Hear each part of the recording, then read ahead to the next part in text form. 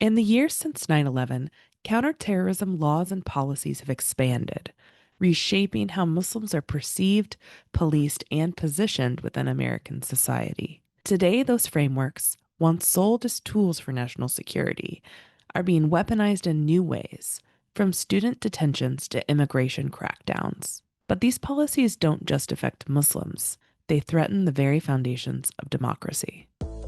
Welcome to Deep Dives with ISPU, a podcast by the Institute for Social Policy and Understanding. We explore cutting-edge research and data about issues shaping American Muslim communities, featuring leading scholars, advocates, and thinkers from across the country. When headlines broke about Muslim students being detained, some after writing op-eds, others for simply participating in campus protests, it sparked concern. But for many in the Muslim community, it was not surprising. These weren't isolated incidents. They were the latest signs of a system years in the making. What we're seeing now is the full force of that system, one where political speech is treated as a threat and dissent can lead to deportation. To help us make sense of this moment, we turn to Dr. Saher Selod, ISPU's Director of Research and a scholar who has spent her career studying how Islamophobia is built into our institutions. She's joined by Tuqa Nusairat, ISPU's Executive Director, who brings a policy lens to the conversation. Together, they connect the dots between today's detentions and the post-9/11 policies that made them possible. I think the main thing that we're seeing in this moment is that in today's society, we have built up our counterterrorism laws and policies since 9/11. So whenever we hear that people are saying, oh, this feels like 9/11, my first response as somebody who has studied extensively surveillance laws and policies that were created post 9/11 is that it's actually quite different, because when 9/11 happened, we didn't have in place these laws and policies that we have in place today. And so a lot of these laws and policies that are in place today rely on the, sort of racialization or this understanding that Muslims are a potential threat to the American public and national security. So in some ways it's more frightening, because now, when somebody is accusing a group of people of being that potential threat, like we've seen with the student protesters, with all of the detentions of students who, like Ramesa here and I'm in Boston at Tufts, being detained by ICE, that's literally what we're seeing is in full force how what we created after 9/11 is now being used when people are being accused of a potential terrorist. So, Tuqa, I want to know if you want to respond to that as well. Yeah, thanks for framing that and giving us the context. I think this period reminds me a lot of the pre-Iraq War time period, when you felt like the making a case for the war had to be done through an Islamophobic lens. This idea of liberating oppressed Muslims by bombing them, by occupying their countries. And there was a lot of dehumanization that was in the media, that was in the political rhetoric, that was used to justify what many call a preemptive war, a war of choice. And we are seeing some of that now as well, especially ahead of what happened recently with the United States participating and attacking Iran. You hear people saying, not just regular people, but people who have very large platforms on mainstream media, things like Iran is not a normal country, and then proceeding not to talk about the political and geopolitical actions of Iran that are very, well documented or, criticized, but going into very easily depicted, Islamophobic ways, talking about Muslim women and their freedom or lack thereof as a justification for attacking nuclear sites, for example. So this kind of mixing of these issues is a repetition of what we've seen before. And I think the other thing that I want to mention is that Islamophobia and anti-Muslim hate, some research has shown that it intensifies around election times and when politicians in the media are trying to manufacture consent for certain policies. So they use fear to do that. And in this case, fear of Muslims. Our colleague and ISPU scholar Dalia Mogahed has conducted some of this research, and I want to quote a little bit of what she said, which is that spikes in public opinion connecting Islam and violence spiked more in the run-up to the Iraq War and in the 2008 and 2012 presidential campaigns.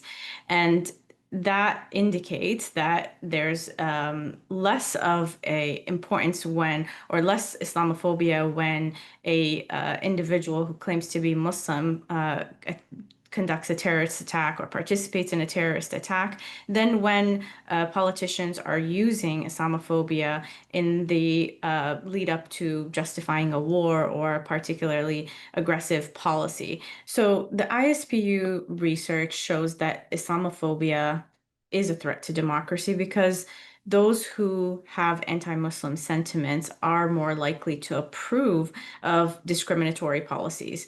So that could include targeting of Muslims, that could include limiting freedoms of speech or assembly, just like we've seen recently. And so there's a spillover effect in terms of how one form of hate can impact other communities. There's also the ISPU research that related to the Islamophobia index, which we've published, which shows that a higher level of Islamophobia or a higher score on the Islamophobia index is linked to greater acceptance of military targeting of civilians, thinking of Iraq War and other military actions, greater acceptance of authoritarian attitudes, and greater support for discriminatory policies. So our data shows that, and I'll let Sahar comment on how that's actually manifested into the laws that we've seen. So I think one of the things we have to remember is that when it comes to a threat, a threat that's seen as a national security threat, like terrorism, there's a lot less accountability around the acts that can happen by the state in those cases. So there've been, for example, the no-fly list. Muslims have said, why are we on the no-fly list? We know there's a terrorist database, 9/11 through the USA Patriot Act, and it has increased its budget. So I think that these are things where the government, whenever they're asked why by Muslims, why were we on this list? The response is, we can't tell you because it would, sort of reveal some national security secrets that we can't, it would put us, in this vulnerable place. And the courts have, in many, many cases, sided with the government on this. So what that means then is the government, under this threat of terrorism, which is associated with Muslims, as Tuqa is mentioning, when you look at the Islamophobia index that ISPU has put out, these measures are really showing that people think that Muslims are violent, Muslims are misogynistic, Muslims are responsible for a violent act committed by another Muslim, not even themselves.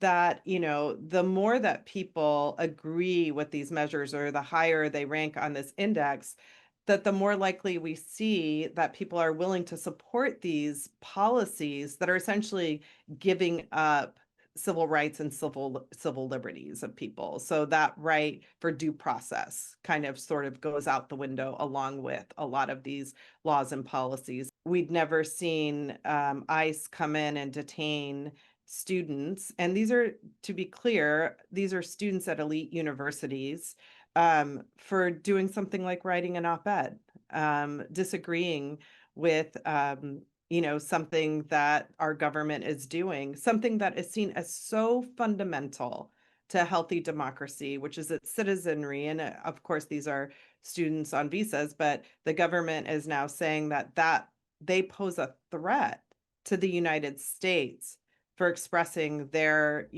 sort of their opinions or their judgments on, or disagreements with what this government is doing. But as fear-based rhetoric grows, so does the need to examine the language we use to describe it. Tuqa and Saher now turn to a deeper conversation about the term Islamophobia itself, where it's useful, where it falls short, and why some scholars are rethinking it altogether. We could have a whole episode on this topic specifically. We've debated this in our team, in my own circles, friends and colleagues. I think it's becoming more of a point of discussion. Even I believe Rami Youssef brought this up in an interview with Jon Stewart recently. He felt the term was weak or that it minimized what anti-Muslim hate really was.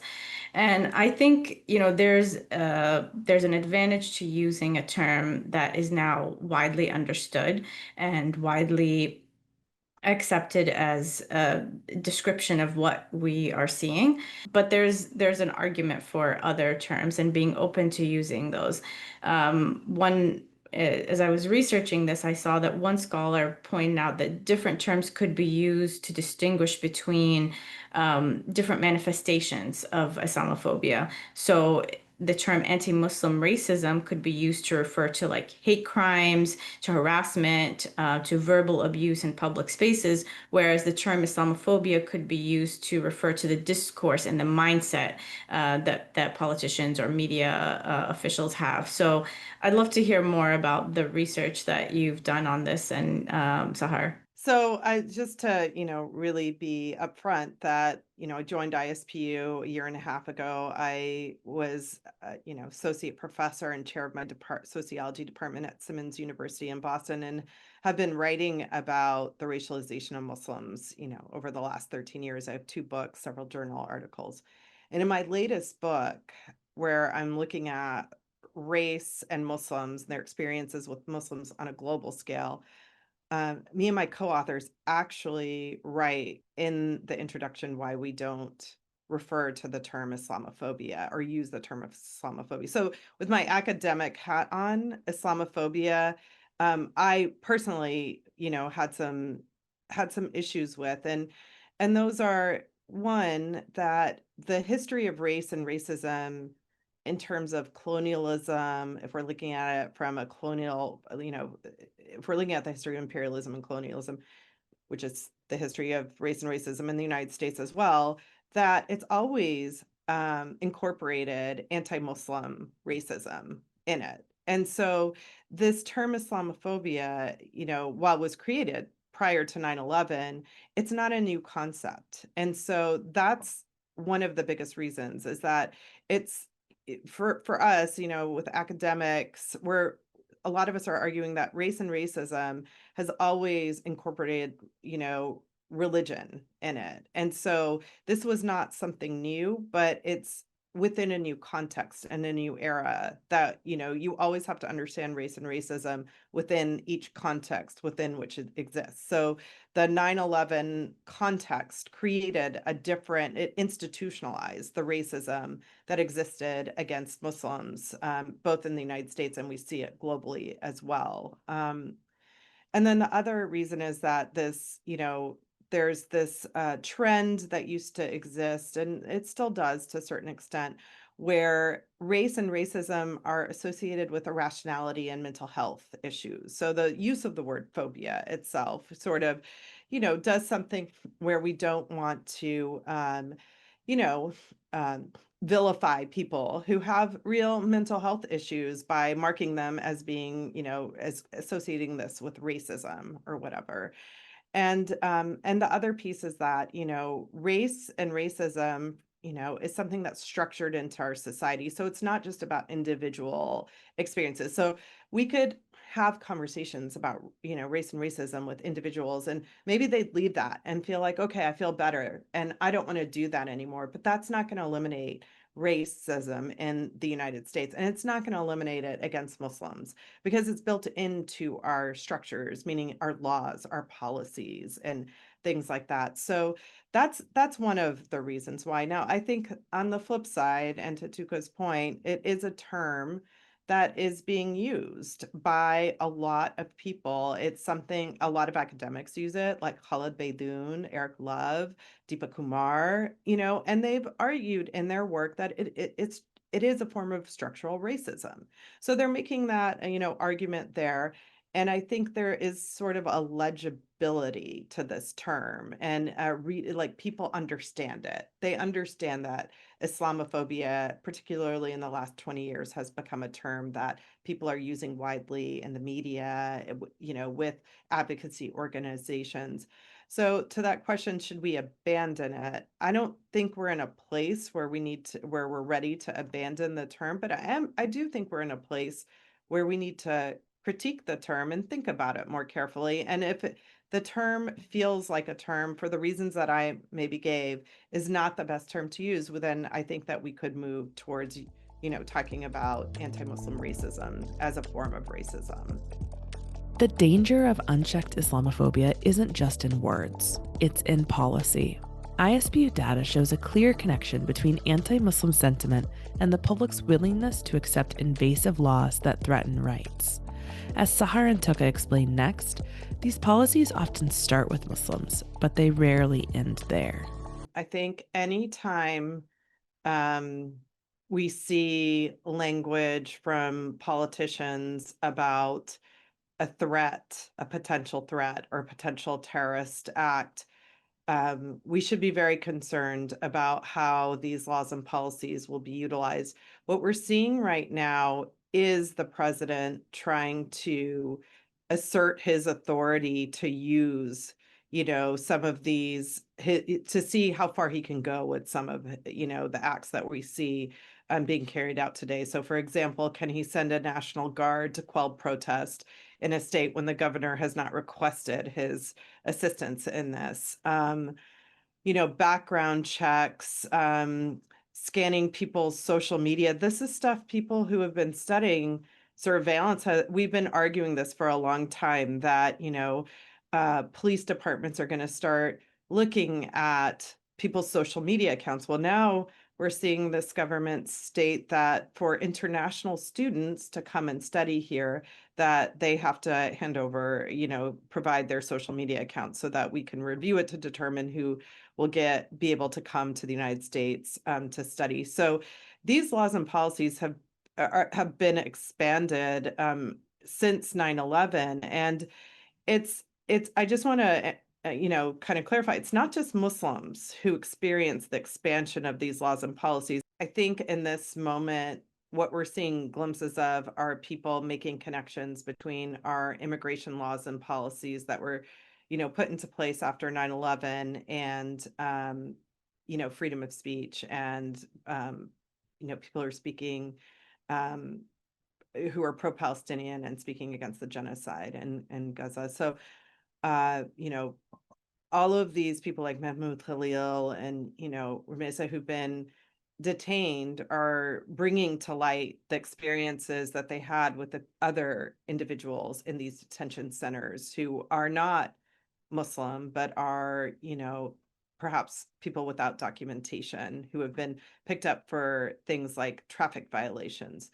So, it's important to note that ICE, the Immigration Customs Enforcement, was a creation of 9/11. And that really just goes to show how drastically we shift in our policies from the Immigration and Naturalization Services, which is how my parents became citizens of the United States, to a really hyper policing arm of immigration.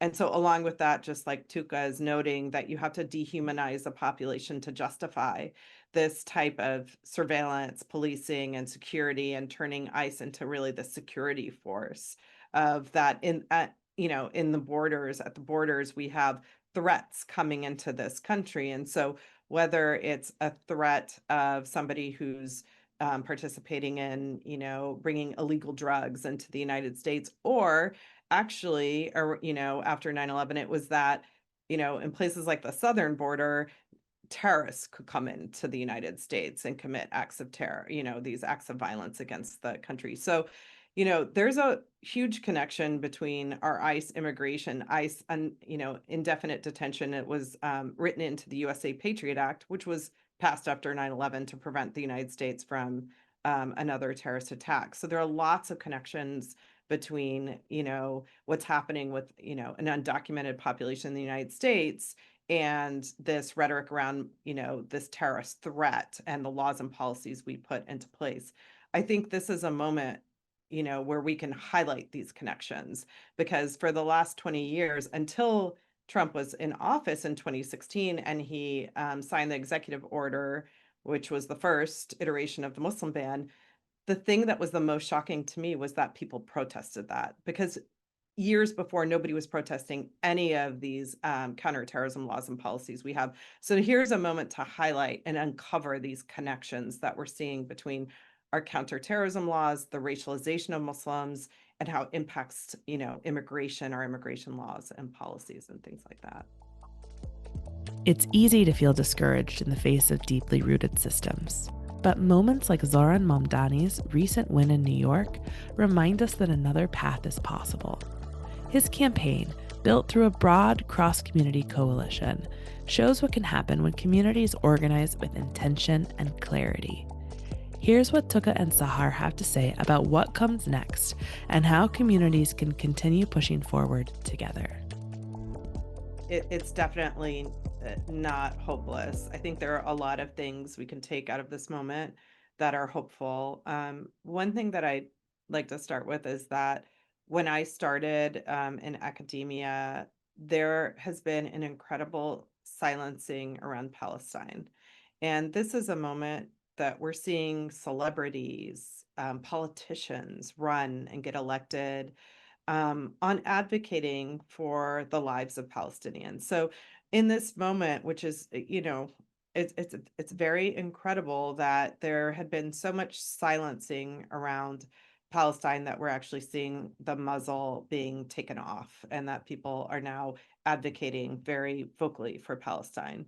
We have seen an expansion in Muslim organizations. There are more Muslim organizations in this country doing advocacy work, political organizing, getting the vote out.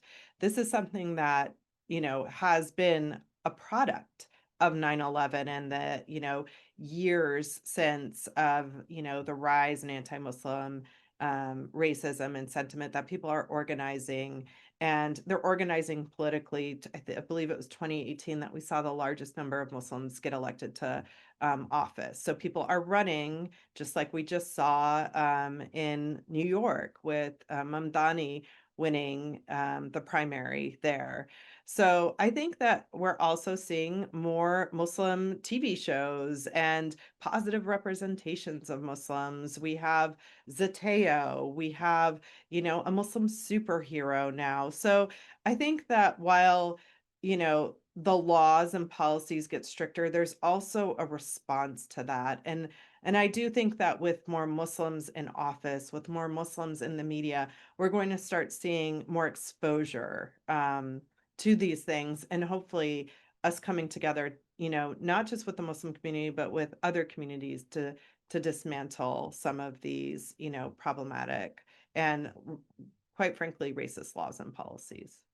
Linda Sarsour, to me, is a great example of somebody who works in coalitions and isn't just working within one population, but is, advocating for all kinds of issues prior to, the genocide. If you think about the first Women's March, she was one of the organizers in 2016. So working, anytime I feel like I've heard her speak, or, I read her book, she is somebody who's thinking holistically about these issues. And so to me, that's vital for for a population that's between 1% to 2% of the US population. We are a small percentage of the United States population who occupies a lot of their mind, quite honestly. And here we have to work with these other groups, and we have to see how, what the rhetoric that's being used, and we're in the forefront of this, we're the terrorists, we're the problem, but that it actually has, a much larger impact sometimes on other populations, like what we're seeing at the border, like what we're seeing with ICE detentions and deportations and, separation of families. And so we really need to think more, we need to be more coalition based. And so I think in this moment where we're watching some progressives when that's where we're seeing a lot of this coalition building occurring. And it really is in all of our best interests if we start to think about, like, how do counterterrorism laws and policies impact policing, local policing? Well, it has a huge impact on it. And it's being used to do sneak and peek searches without, and it's whittling away at this due process that, we used to see um, that we used to see in place. And so it is very important. I think one area where we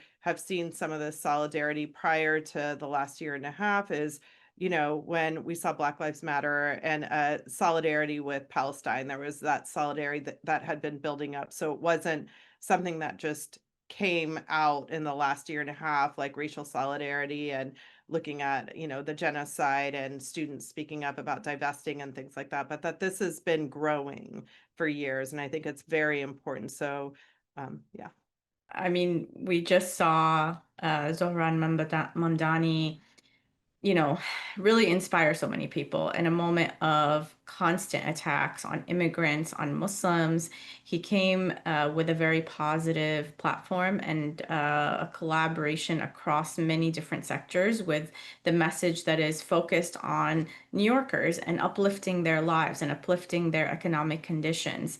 And despite this targeted Islamophobic campaign against him, he showed an example of the American Muslim experience. As soon as his campaign gained traction, we saw the attacks on his identity as an Indian American, as a Muslim American, come out in real full force.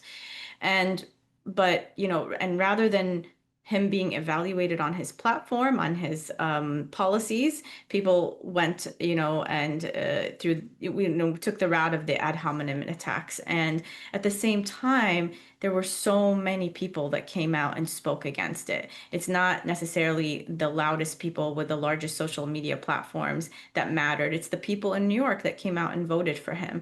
And they voted for him because he had an uplifting message. And we saw so many examples through his campaign of other candidates like Brad Lander, who was a Jewish member of the community, and many Jewish groups who came out in support of him and kind of defended his views and his arguments about foreign policy and Israel's positions on human rights and international law.